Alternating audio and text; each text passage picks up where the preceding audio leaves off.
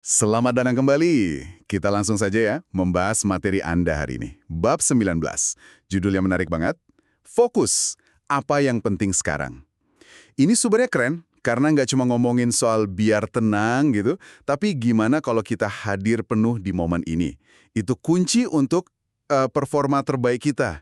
Kita sering gitu kan ya, pikiran kemana-mana, antara mikirin yang udah lewat, atau malah cemas soal nanti. Nah, pembahasan kita kali ini mau coba bedah nih dari bab ini. Kenapa sih fokus ke saat ini itu penting banget? Dan gimana caranya kita melatihnya? Kita mulai deh. Di awal bab ada cerita soal Larry Geldrich ya, pelatih rugby itu. Dia punya mantra, win.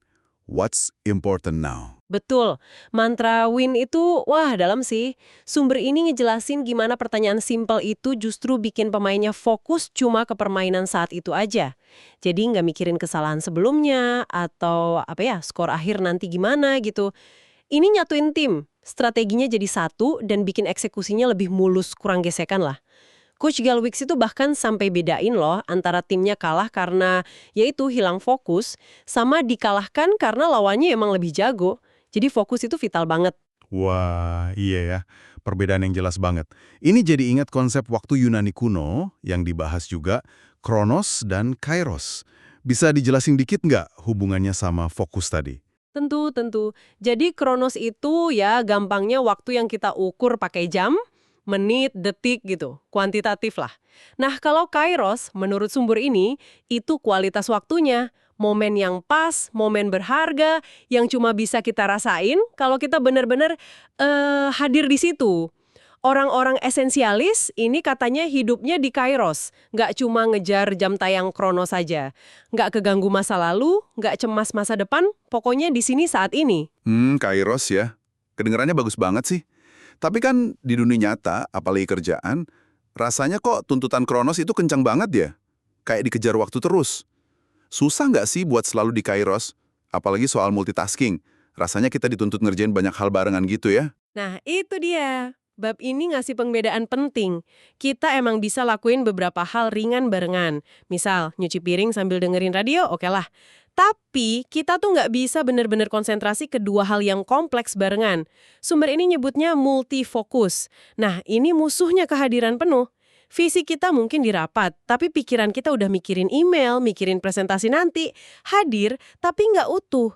Itu yang bikin momen kairosnya lewat aja. Multifokus. Oke, istilah baru nih. Jadi itu jebakannya ya.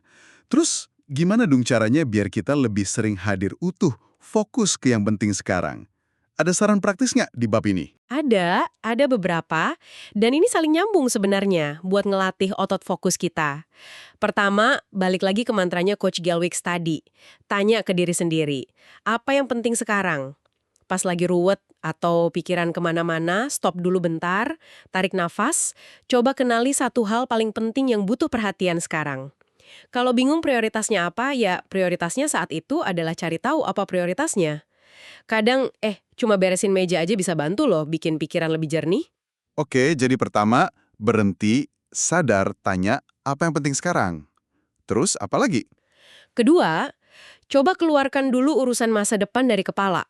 Maksudnya semua rencana, ide, tugas nanti, catat aja dulu. Tulis di buku, di notes HP, di mana aja deh. Biar otak kita nggak ngerasa kebebanan buat ngingat itu semua. Jadi lebih plong buat fokus ke yang di depan mata sekarang. Nah, setelah dicatat, baru deh diprioritasin, terus kerjain satu-satu yang penting sekarang. Masuk akal, masuk akal. Dicatat biar nggak lupa, tapi nggak menuhin pikiran saat ini ya. Ada tips lain? Ada. Soal jeda. Bikin jeda yang disadari. Kayak contoh Jeffrey Rogers di sumber ini, dia itu sebelum masuk rumah dari kantor, diem dulu sebentar di mobil. Ngapain? Ya buat naruh urusan kantor di situ. Biar pas buka pintu rumah, pikirannya udah full buat keluarga. Jeda-jeda kecil gini bisa kita terapin di banyak peralihan aktivitas seharian. Wah, contoh jeda sebelum masuk rumah itu kena banget. Kayaknya sepele ya, tapi efeknya bisa besar ke kualitas kehadiran kita di rumah. Betul sekali. Terakhir, ia melatih mindfulness di kegiatan sehari-hari. Sadar penuh sama apa yang lagi dilakuin, tanpa ngejudge. Kayak kutipan dari Thich Nhat Hanh itu, bisa dilatih pas lagi minum teh aja. Bener-bener rasain angetnya cangkir, baunya, rasanya pas diminum. Nikmatin momen-momen kayak gitu tuh latihan kehadiran yang bagus banget sebenarnya. Oke, jadi kalau dirangkum nih ya, semua cara tadi, mulai dari nanya apa penting sekarang, nyatet urusan nanti, bikin jeda sadar, sampai mindfulness sehari-hari. Itu semua intinya cara kita buat aktif milih kairos di tengah kesibukan kronos ya. Bukan cuma biar nggak stres, tapi biar kita bisa kasih yang terbaik dan lebih nikmatin prosesnya. Pas banget rangkumannya. Fokus pada saat ini itu beneran skill yang bisa dilatih kok. Nah, sebagai penutup nih, mungkin pertanyaan buat Anda renungkan sendiri. Dari rutinitas Anda sehari-hari, aktivitas simpel apa ya yang besok mau Anda coba lakuin dengan sadar penuh? Coba perhatiin deh, gak cuma hasilnya, tapi rasanya pas ngejalanin momen itu gimana? Ada nggak perbedaan kualitas yang Anda rasain pas benar-benar hadir utuh?